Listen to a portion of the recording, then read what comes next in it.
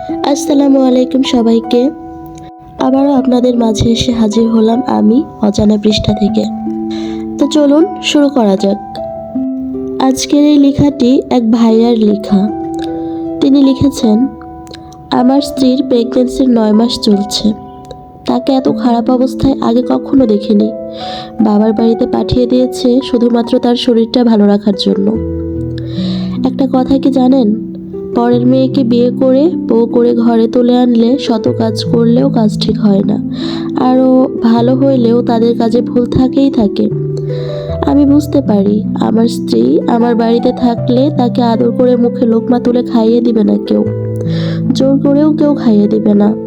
আমি থাকি অফিসে, অফিস শেষ করে বাসায় এসে আমার সর্বোচ্চ সবটুকু দিয়ে তাকে কেয়ার করি, যত্ন করি। তবুও আমার কেন জানি মনে হয় আরও বেশি যত্নশীল হওয়া দরকার। আমি বাড়িতে থাকলে তাকে কে কতটুকু যত্ন করে সেটা আমি নিজ চোখে দেখি, আর অফিসে চলে গেলে তাকে কে কতটুকু যত্ন করবে সেটাও আমি ভালো মতোই জানি। শাশুড়ি মা যত ভালো মানুষই হোক, 1 দিন 2 দিন আদর করে খাওয়াবে, 3 দিনের মাথায় কাজ না করলে ঠিকই দেখতে পারবে না, উল্টাপাল্টা কথা শোনাবে। সেটা আমার মা হোক বা অন্যান্য ছেলেদের মা হোক, সবাই দিন শেষে এক। এটা 100% সত্যি যে তারা কখনো পরের মেয়েকে নিজের মেয়ের মতো করে দেখে না। এই কারণে হয়তো পুত্রবধূরা শাশুড়িকেও দিন শেষে দেখতে পারে না। আমার স্ত্রীর অসুস্থতার কথা আজ রীতিমতো শুনি। যেভাবে পারি তাকে নিজের সবটুকু দিয়ে ভরসা দেই। বসতে পারলে উঠতে পারে না, পেটে খিদা, পেট ভরে খাইতেও পারে না, কত রাত তৃপ্তি মুজিয়ে ঘুমাইতে পারে না। ডান হাত আর ডান পা সারাক্ষণ বিষ করে। হাত পা অবশ হয়ে থাকার কারণে যখন কান্নাকাটি করে, বিশ্বাস করেন আমার আর এক মুহূর্তও ভালো লাগে না। পরশুদিন খুব খারাপ, অনেক কান্নাকাটি করতেছে। আমিও কতদিন হইয়া গেল তাকে দেখতে যায় না। আমাকে পাষাণ আর কঠিন কঠিন কথা বলে তার অভিমানের জেদ মেটাই।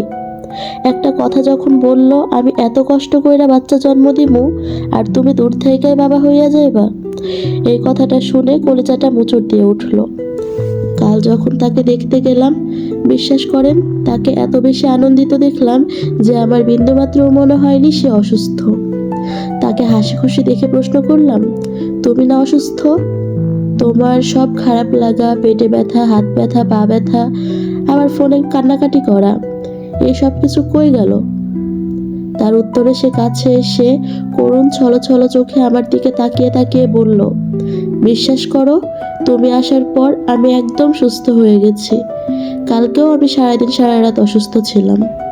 সেদিন বুঝেছিলাম একজন গর্ভবতী নারীর সবচেয়ে বড় ওষুধ কোনো ট্যাবলেট না, কোনো সিরাপ না, তার স্বামীর উপস্থিতি। ও বলেছিল, তুমি আসার পর আমি একদম সুস্থ হয়ে গেছি। আমি তখন বুঝলাম আমার দায়িত্ব শুধু বাবা হওয়া না, একজন মানুষ হিসেবে তার পাশে দাঁড়ানো। তো এটুকুই ছিল আজকের গল্প। ভিডিওটা ভালো লাগলে লাইক, কমেন্ট আর শেয়ার করবেন। এমন বাস্তব গল্প পেতে সাবস্ক্রাইব করুন।